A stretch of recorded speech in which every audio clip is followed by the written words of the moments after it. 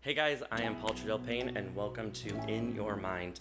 Today we have one of the most exciting guests we're going to have because it's one of my closest friends, Cheryl Nichols, global beauty and wellness expert, CEO, just amazing all-around person. We dive into highs, lows, how she found herself, and really where she's going in the future. I cannot wait for you guys to check it out, so enjoy.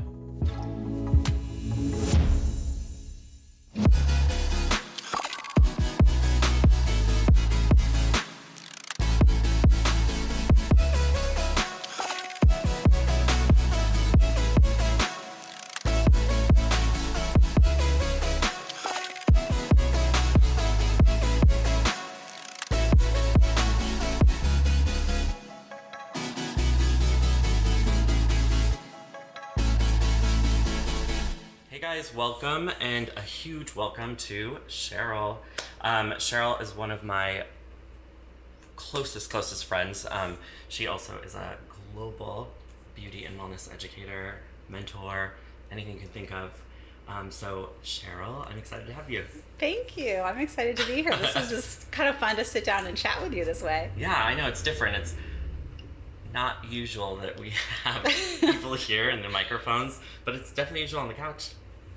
But what we always say is all of our conversations should be recorded. That's actually why, right, this podcast happened, right? Is we were like, they need to record what we say because it's amazing. Yeah. So good stuff. We could rule the world. I mean, everyone always asks, like, okay, where are you going to start? And I always say, like, the beginning. So I would love to hear a little bit more about the Cheryl that was a little child. So first of all, we did not rehearse any of this. So let's be real clear to everybody. We did not rehearse this. I was a tomboy and was so against looking girly or being girly. And I remember I had like uncles and, aunts and uncles that would, they're like, there's my dirty niece, because I was always covered in like mud. If there was mud, I wanted to be in it. I played with Matchbox cars and footballs. I was not the Barbie girl. Wow. Yeah, and I don't know where that. Well, I kind of know where it came from. Yeah. My sister was very girly, so I think that I just wanted to sort of be the opposite. Mm-hmm. And then it's just kind of funny. Now I would never leave the house without a manicure. Seriously. So, how that kind of turned, I don't know. But do you know when that shift happened? I think... puberty? No, not even necessarily that. I think it was definitely still later in life, and I still think I'm figuring it out. Really? Really. Yeah, I still think I'm figuring it out. And I remember... Oh my God, these are so weird, these moments that come up when we talk. I remember one day, like in my late 20s or early 30s, saying to someone, and I don't remember who I was talking to, and saying, oh my God, like I realized there's a little bit of power sometimes in being a female. Yes. And I think like I got out of a ticket or something by like, batting my eyelashes, and I remember calling a friend going, oh my God, it works. Like the female power works. Yeah. And just, it's sometimes hard to recognize your own inner or outer beauty, mm-hmm. whatever that means to you. Yeah. So I think that it just has taken me a long time to want to enhance that. And now that we're here, what does that beauty mean to you? I think a lot of it is just like comfort. I think it's like, comfort with myself, like the people I know that I want to be around, whoever that would be, friends, partners, people that I want to surround myself with are people that I know that I 100% can be myself. So just comfortable at all times. Like I kind of joke, I say, I was a big eater as a kid. I'm still a big eater. But when I talk about that comfort, it's like if I want to sit on the couch with you and talk and like open a bag of Doritos and finish that bag of Doritos, I want that comfort level with that person, that it's like this is just who I am. and I just want to be that. Beauty's no more a look. That's not what beauty is anymore. Yes and no. I think it's I want to, the things I do now for me. Because it makes me feel really good. And what would be, because I love learning this stuff, like Cheryl in her 20s, this is what I did, but that actually was for someone else. Cheryl now, this is what I do, but that's for me. Yeah, I think so. I think that we all go through that, where you're always doing something for someone else. Like when I think about my 20s, I probably had, 100 friends, but did I? Yeah. You know what I Yes. mean? Like, Oh, yeah, I could call up 100 people and have a party at my house for 100 people. Yeah. Sorry, Mom, I did do that. But now it's like to narrow it down to the people that you feel that are truly, your friends, is different. And I feel like in your 20s, all of us go through that, where it's like you want others to give you the validation. Yeah.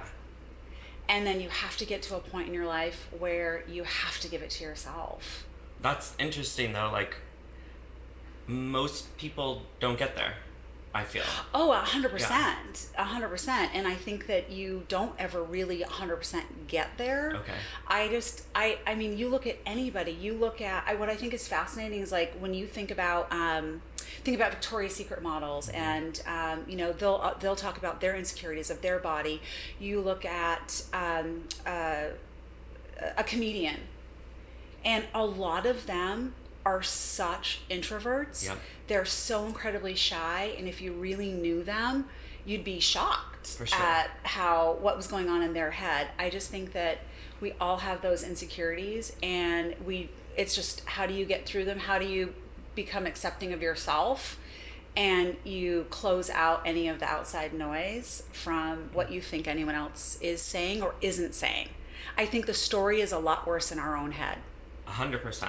And I love even just hearing you describe it this way, because when I started, even with you, like talking about doing a podcast, it's like, what is it going to be about, right? Like, what is the purpose? Mm-hmm. And I felt like I couldn't even articulate it the best way, like, but it really was like, I want to talk about this shared human experience, Right. that is like being, just that, like, Right. what is being to you?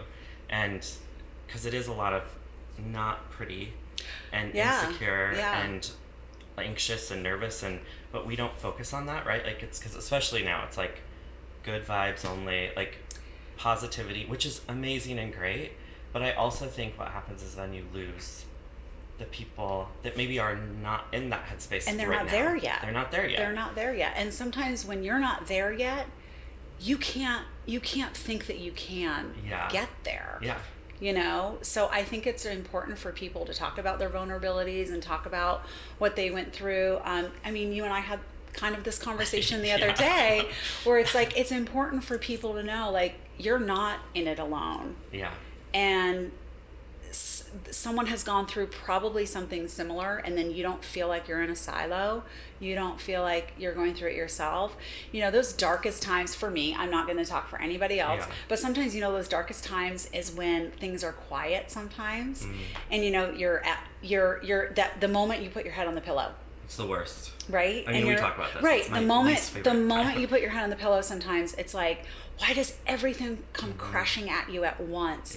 Yeah. And that's your rest and rejuvenation time. That's when your body is trying to recover, but your mind is going, nope. Never. You have to work through this. So it's tough.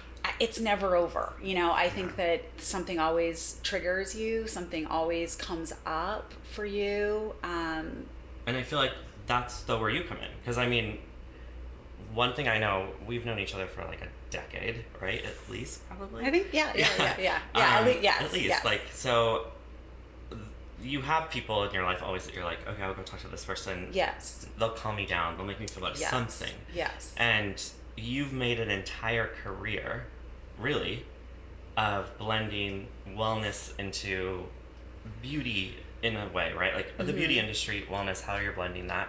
And now I feel like it's such a hyper-focused area right now, like wellness, mindfulness, all of that. I would love to, I guess, maybe hear how that journey sort of started and where we're going. It's really actually interesting that you asked me this, because again, this is something that you don't know. A conversation I had with someone yesterday, and I was telling them, there was something about my 20s that I felt I was sometimes smarter or ahead of the game. I'm not saying, there's, I mean, but anyway, so, but that just sometimes I look back and I'm like, who was that person? How did she think of doing that? What made, her think of doing that? I'll give you the example. So I was talking to, someone yesterday, and we were talking about this journey, and I happened to say she had a child, and I do not, and but we never been married, so we were talking about that and how doing things for yourself, how important it is to do things for yourself. And I shared with her that I never wanted children of my own, because I always wanted to be like everyone's auntie. Yeah. And so we talked about the selflessness it takes to be a parent. Right? And you have to give up a lot of times, like you feel like a big piece of yourself. Yeah. And so when I was in my early 20s working as an esthetician, I don't know where this came from. Like, I held classes at the spa that I worked at the first Monday of every month. I don't even think you know this. The first Monday of every month. And one of my core classes was to have moms come. And I did a class, it was in my early 20s. What did I know? And I didn't have kids, but I did a class on how important it was for you to do something for yourself, to get away from your family, to get away from your children, and do something for yourself. Because you will go back as a better parent, a better partner, a better friend. And those were my most popular seminars that I did. And I used to even say, when you're at home, even if you take 5 minutes, that you need to literally go into the closet and go into the closet for 5 minutes and lock the door, put your earbuds in. Well, at this point, put your earbuds in and crank it up so you can't hear the knock on the door. It's so important for you to take time for yourself. You become a better human. I've had a lot of those moments.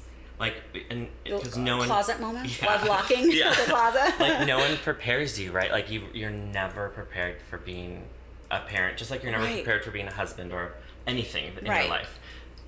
It's hard. And we've talked about this a lot. My son's 3. That first year, I actually loved, but when I think back at that was actually pretty hard. Yeah. 3, I will say, is by far the worst, at least for a boy, and it is challenging in every way that you every can way. Of. Yeah. And again, I'm not a parent, but I don't think that it excludes me from saying I need to do things for myself to be a better person, because I give to my work, I give to my friends, I give to my family, and you're a different person. Yeah. I'm not the same person with you than I am with my family. Yeah. I'm not the same person with you that I am with my team that I manage. I'm a different person. And, you sometimes feel like, how do I meld these together? Do I need to meld them together? But I need to take time for myself, and it's not selfish. I don't like that word so much when people talk about treat yourself or you're being selfish. Then I'll say yes. I am. Because I need my moments. I've even said to you before sometimes when I can't do this, I can't go out, I can't go to dinner, I can't do this, I need this time by myself. Otherwise, I'll be a monster. Well, I think that's key. People have to realize you're different with different people. Yes. You yourself are different than everybody else. Yeah. And when you really dive in, me, personality types, things like that, some people do need the recharge, which is alone. Yes. Other people recharge being together with their family. Correct. So it's everybody has their own thing, and we have to stop getting into this I hate saying good vibes because it's a positive thing and it's good, but that's the one way that they're pushing this positivity. Right. But there's 100 ways that it needs to happen. And how can you do that if you're not filling yourself up? Yeah. And I don't want the cliche of filling up your cup necessarily, but I think the important thing that we've sort of just said is that you have to identify for you Yeah. what your thing is. Yes. You know, for me, it's it's like hiking by myself. You know, I don't love what? Still, really? Still, yeah. I was chased by a rattlesnake, Yeah. but that's a different story. So I haven't gone since, but I will get back in the saddle. But you know, that's my moment that is just for me. Yeah. And if I want to stop and, you know, sit for a minute and think, or if I want to take photos, or if I want to do whatever, I don't have to worry that someone wants to run ahead of me or whatever, you know. Yeah. My candles is my also zen. I mean, let's see this beautiful, beautiful candle, please. So I made this for you this morning, like literally this morning. Yeah. So I've been making the candles for 2 years, but I just got into the painting, and that adds a whole nother element for me. You know, it's really weird that I just figured out about like my moments of zen that I need for myself. When I make the candle, I need silence. So weird. I know. I don't have, when I make the candle itself, silence. When I'm painting, I have the music blaring. Interesting. I don't know what it is, like to make the painting and the colors. I mean, you know, I love Pitbull, the singer, and the dog, but I love Pitbull, so I will blare Pitbull and like dance around as I'm painting, and I'll put a little bit of color on, I'll walk away, put a little bit more color on, and then when I make the candle, I like just absolute silence so I can hear the water boiling and hear the wax boiling. It's so bizarre. So tell us though, because I mean, it's beautiful. It's gorgeous that you're crafting these. It's something that we've slightly been working on together. Right. Not the painting, because I have no skill in that. But I think it's important because we've talked a lot about wellness, you and I, and just in general. Yeah. And why are these candles so important? You know, right now they're just so important to me.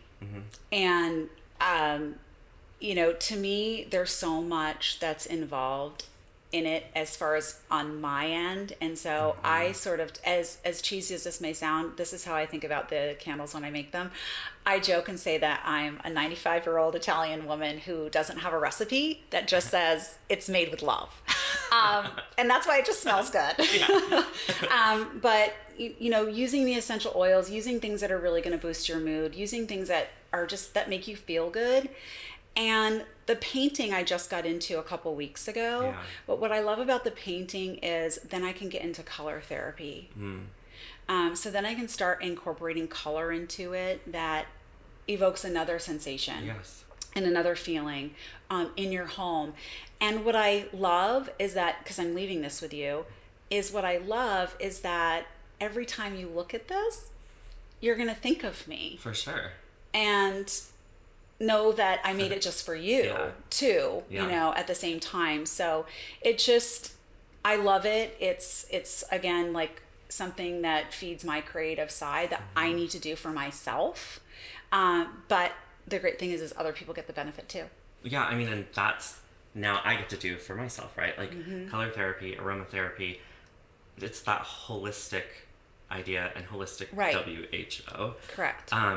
Of living and wellness. Right. Yeah. Can I see? Yeah. Yeah, I love. And what's love. great is that when it's lit, all the colors come through in a different way. So I've been sending photos to friends and family, and one that I made, my mom said, I need this one because it reminds me of our trip to Hawaii, because it reminds me of the color of the ocean. And so then I love that, because then I get to give that to her as a reminder of a vacation that we took that she gets to look at every time, and that's what she'll think of. I think it's like, I was excited when you said that you were doing this, especially with just like your background, everything that you've studied, and you know so much about it. The essential oils was like a given, right? Yeah, like we knew that was going to happen. But, and I love this now though, because it's like, it's a piece where I'm buying it for visual, which is what most consumers do buy things off of, it's visual. But they get the benefit because of that essential oil. Like, that's actually what's going to help mindset with the, obviously the visual and the color therapy, but that essential oil is really going to help them be grounded, be healing in some sort of way. It's, I mean, on so many levels, because then you have the aroma aspect, obviously, but then the visual aspect. Every time you look, like, as you were turning it, I saw something else that I will point out to you later. But there's so much going on in there that there'll be different pieces that people will pick out that will remind them of something different, or it'll just bring up some really good memories, and those memories will link them to that aroma that they're smelling, and then the next time they buy that candle, that memory will continue. That's amazing. So Thank you're you. so welcome. So I feel like we, just like our normal conversations, jump around. Yeah. What next? But I do want to at least let people know, right? Because like this is a great way, like we get to meet you and sort of like a different side to you. Because I feel like not everybody gets to see the side I see, like you talked about. You're right. Yes, you're 100% right. So what side do you think you don't, like what side is the side that you keep hidden? Oh my God, I love it. Wow, that was an intense question. Could you repeat the question? What side of you do you keep hidden? My first thought is like, I don't want to share that. I know you wouldn't want to. I after this podcast, Then it's not I am going to have words with you. No. Okay, this is what I will say. And I mean this with no ego. My power. Yeah.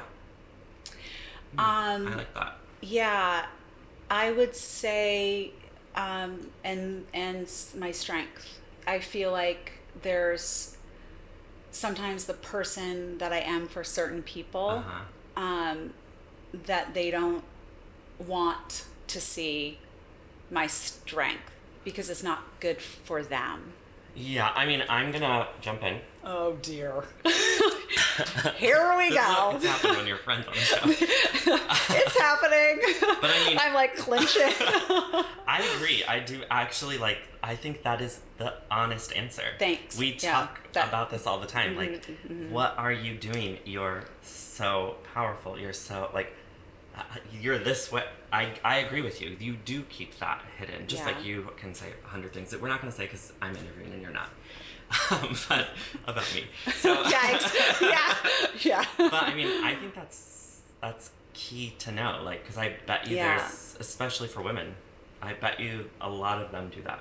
Oh, absolutely. And it goes back to, again, that piece of, I don't know. I think there's a lot of, well, you said, being a woman, and I really think that, and I sometimes hate to lean on that, but yes, but I feel like that is sometimes a thing. Like this society has somehow ingrained in us, or in our DNA, in our cells, somewhere along the way in evolution, it's that we're supposed to be a little bit more reserved and not as powerful and not as strong, and if we are, we're a bitch, if a man is, then it's they're the strong one and they're the powerful one, and stuff like that. So but there's more reasons than that, as you know. That's not the reason for me necessarily, but yeah, I think that I sometimes don't want to show my strength or show how my power, because I don't want anyone else to feel weaker. Oh God, that sounds awful, but I don't mean that they feel weak. No, I just mean that I sometimes do things to for the benefit of the other person. Thank you. Yeah. For the benefit of the other person, to try to lift them up a little bit and carry them a little bit. And for the benefit of you, do you think that showing that more would be a benefit? Or no, not necessarily? Showing what more? The strength. I mean, I think that I need to work on that. I need to work on, I think I just, it's again, with those certain people, you fall into those patterns. Yeah. And sometimes, no, it has not served me well. But I could see how it's a strength to hide it too. Yeah. Yeah. I think it could work both ways. Yeah, it definitely can. Yeah. So I have to ask you this one question, because it's my new thing I'm going to ask everybody. I would love to know sort of the piece of advice maybe that you would give the 20-something you, the one that's just starting out. What would you want to tell that person today? You know, it's so bizarre when you were asking me that. You're like, no, tell me. Yes. That's the purpose. Is just continue to do it. Mm-hmm. You know, when I moved out of the house when I was 17. I moved out west when I was 21. I didn't have a job. I didn't have a place to live. I just got in the car and moved. I took another chance 3 years later at 24 to move to LA for a job. You know, I would say don't lose taking those risks and chances.